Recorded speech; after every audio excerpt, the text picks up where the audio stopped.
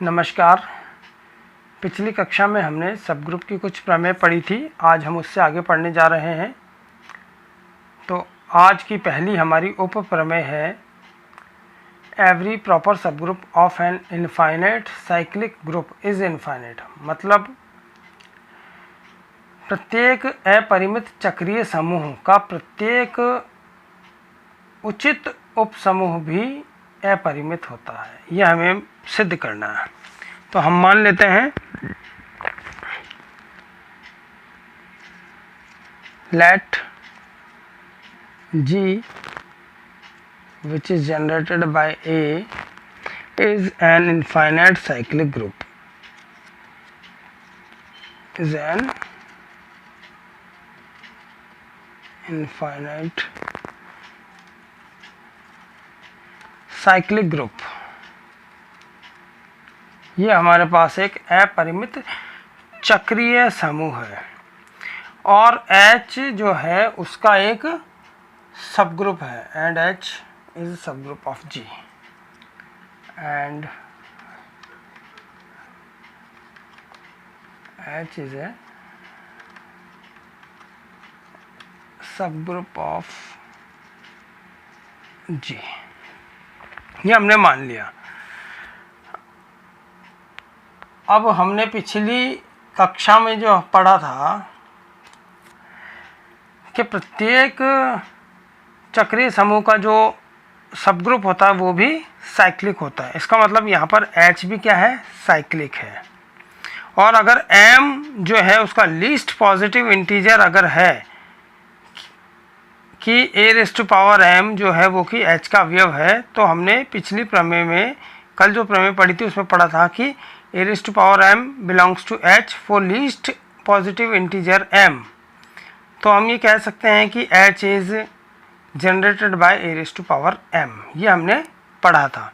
तो हम उसी को काम में लेते हैं। G is an infinite cyclic group and H is a subgroup of G. Then by the previous theorem we can say that H is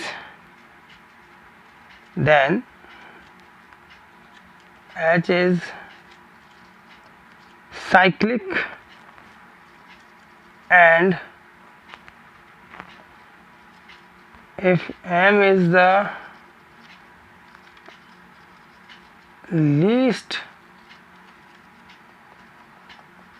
positive integer such that a⁻m belongs to H। ये हम पिछली कक्षा में पढ़ चुके हैं। Then H is generated by a⁻m। ये हमने पिछली क्लास में पढ़ा था। तो हमें यह बताना है कि H जो है वो क्या है, एक इनफाइनाइट सब ग्रुप है। ये हमें बताना है। तो हम मान लेते हैं कि H is finite group. Suppose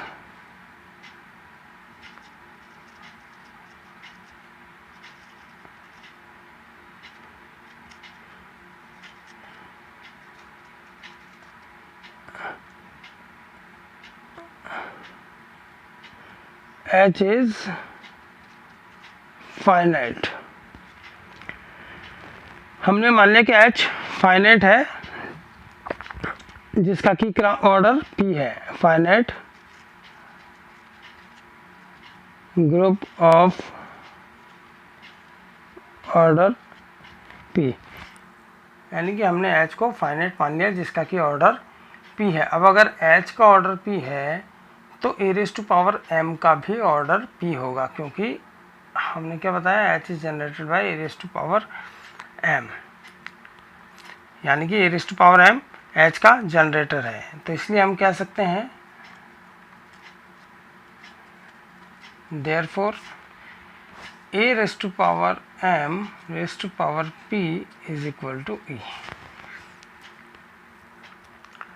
a⁻m का भी ऑर्डर P है, तो a⁻m�p इज इक्वल टू ई हो जाएगा हमारे पास। तो यहाँ से हम कह सकते हैं कि a raise to power m p is equal to e, जहाँ पर हमारे पास m गुणा पी, m क्या है हमारे पास इंटीजर है, p भी क्या है इंटीजर है, यानी कि इसका मान 0 से बड़ा होगा। तो इससे हम कह सकते हैं कि order of a is finite. अब g is generated by a, क्योंकि हमारे पास यहाँ क्या है, g is generated by a, इसका मतलब order of a is finite, then order of g is finite. तो हमारे पास g दिया हुआ है साइक्लिक ग्रुप, जो कि क्या है इनफाइनाइट। तो हमारे पास इससे हम क्या कह सकते हैं कि ऑर्डर ऑफ g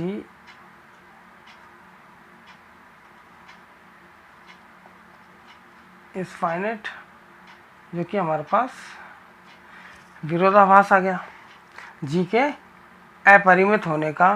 तो इसलिए हम कह सकते हैं कि h जो है वो क्या होना चाहिए, एक इनफाइनाइट साइक्लिक ग्रुप होना चाहिए। क्योंकि हमने यहाँ पर h को फाइनाइट लेकर के यह काम किया है, तो जो कि हमारे पास विरोधाभास प्रकट करता है, इसलिए हम ये कह सकते हैं कि जो हम मानकर चले थे वो गलत है। देयरफॉर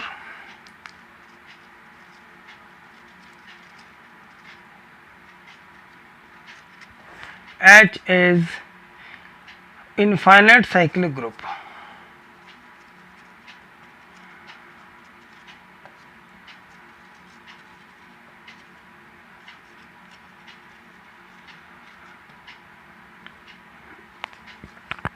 of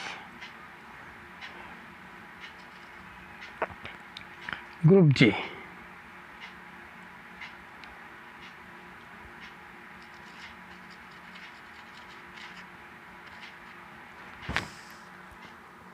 तो हमारे पास यहाँ जो उप प्रमेय है वो सिद्ध हो गई। चलिए हम शुरू करते हैं अगली प्रमेय, जिसका कि कथन है if G is generated by A is a finite cyclic group of order n and H is equal to generated by A raised to power S, then cyclic subgroup of G is of order n by D where D is HCF of n and S। ये हमें बताना है। तो हम यहाँ मान लेते हैं कि H जो है उसकी कोटि m है, यानी कि order of h is equal to m। Let order of h is equal to m, ये हमने मान लिया। तो चूंकि h हमें दिया हुआ है is generated by a raise to power s, तो हम यहाँ कह सकते हैं कि a raise to power s उसकी भी कोटि m होगी। then order of a raised to power s is also m। ये हम कह सकते हैं। इसका मतलब a raised to power s raised to power m is equal to e, then a raised to power s raised to power m is equal to e। ये हमने परिभाषा से लिख दिया। तो हम इससे क्या कह सकते हैं, a raised to power ms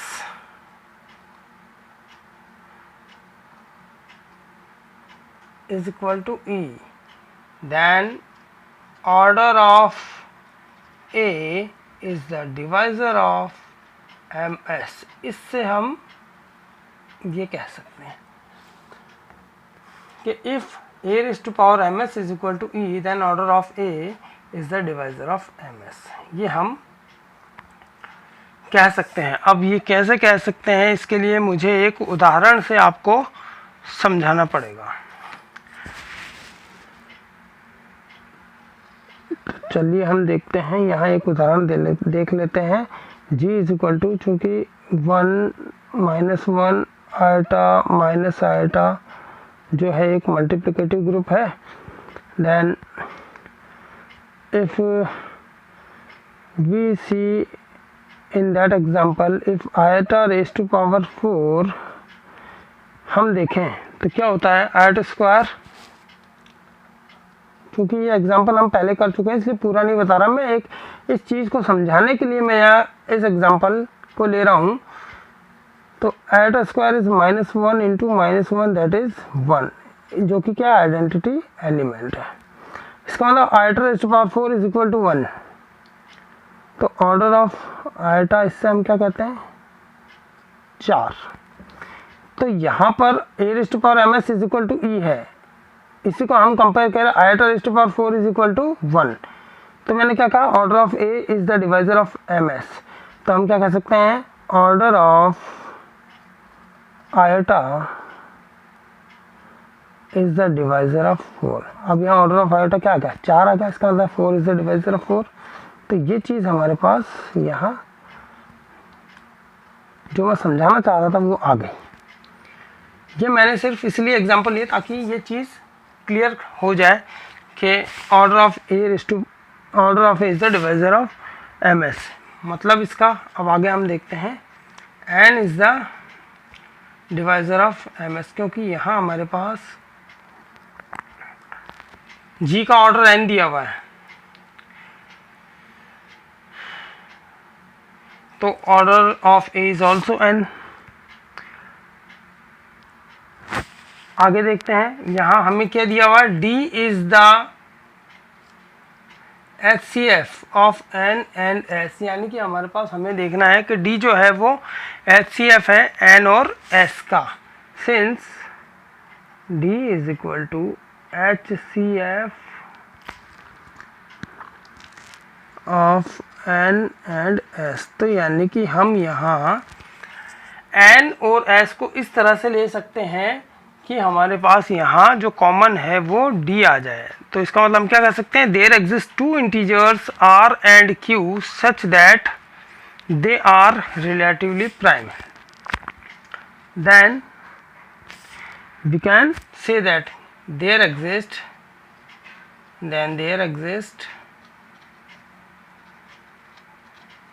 two integers r and q such that they are relatively prime।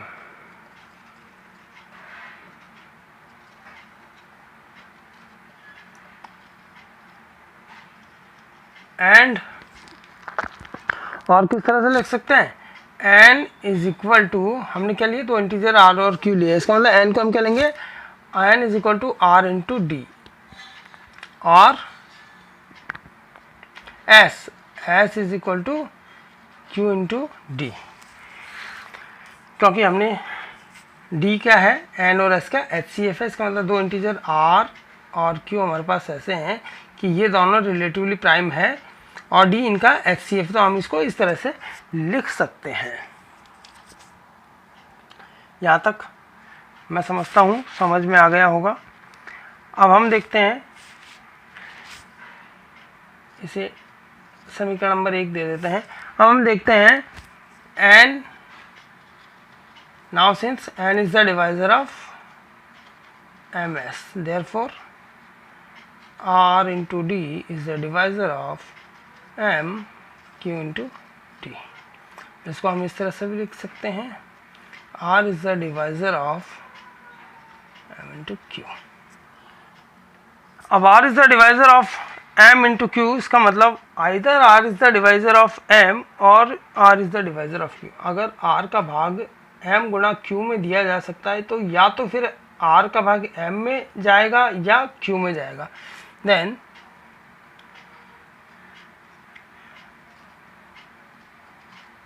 either r is divisor of m or r is divisor of q।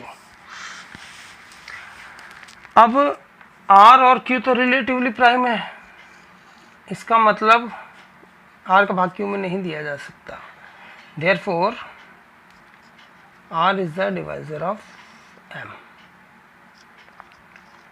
इसे हमने समीकरण नंबर 2 दे दिया। अब हम वापस देखते हैं, a raise to power s raise to power r is equal to हमारे पास क्या आता है, a raise to power r s। s का मान क्या है हमारे पास यहाँ पर q d, यानी कि a raise to power r, s की वैल्यू हमने रख दी q d, और r और q मतलब r d हमारे पास क्या है n। तो हम क्या कह सकते हैं, which is equal to a raise to power n q। तो ये हमारे पास a raise to power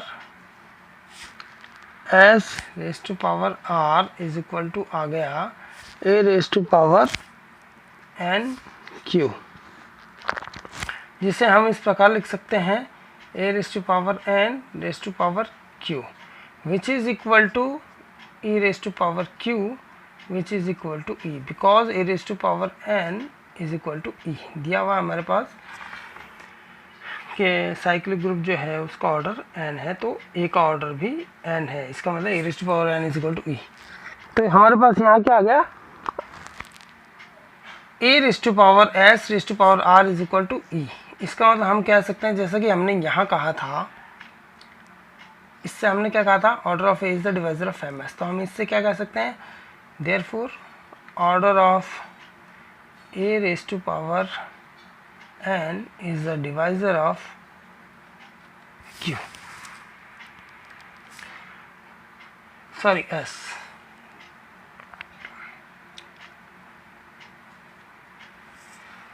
order of A raise to power S is the divisor of, यहाँ r दिया हुआ इज द r। तो ऑर्डर ऑफ a जो a raise to power n जो है हमारे पास क्या दिया हुआ है यहाँ पर भाई, this is equal to e, then order of a raise to power s is the divisor of r, then order of a raise to power n हमारे पास यहाँ दिया हुआ है m, यहाँ हमने लिखा हुआ है यहाँ पर, then m is the divisor of r।